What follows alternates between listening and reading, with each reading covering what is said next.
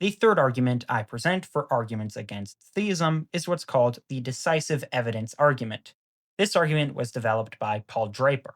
Aesthetic deism is basically that there's a god, but instead of being motivated by what's good, he's motivated by aesthetic considerations. Given this hypothesis, it's natural to consider the following argument. Premise 1. Aesthetic deism is at least as intrinsically probable as omni-theism. Premise 2. Excluding data of good and evil, the rest of the data doesn't favor either hypothesis. Premise 3. Including the data of good and evil will strongly favor aesthetic deism. So it follows C1. Aesthetic deism is many times more probable than omni-theism. From C1, it follows that C2, i.e., omni-theism is very probably false. From C2, it follows that C3, i.e., atheism, rejecting omni-theism, is very probably true.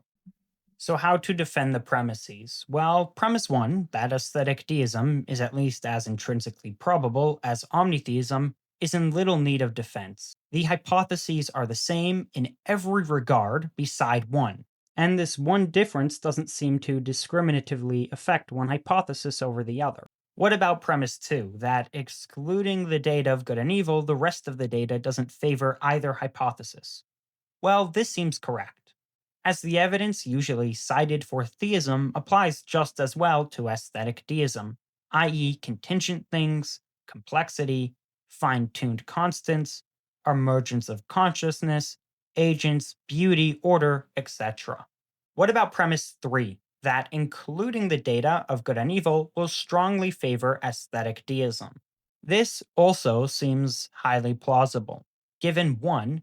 The many evils we see, evolution, world wars, near extinction events, all provide clear aesthetic utility, as they make for great suspense, action, triumph, tribulation, setting the stage to allow for great conflict resolution and problem solving, etc.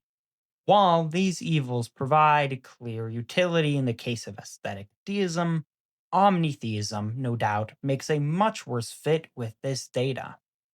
As theists will themselves say, well, maybe God has some unknown motive to allow for these evils. Implicit in this suggestion, however, is the admission that no clear motive is currently present, but this is not the case for aesthetic deism.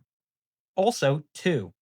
Given that we don't just sense good, pleasure, love, achievement, flourishing, virtue, beauty, and signs of cosmic teleology, but also evil, pain, hate, failure, languish, vice, etc.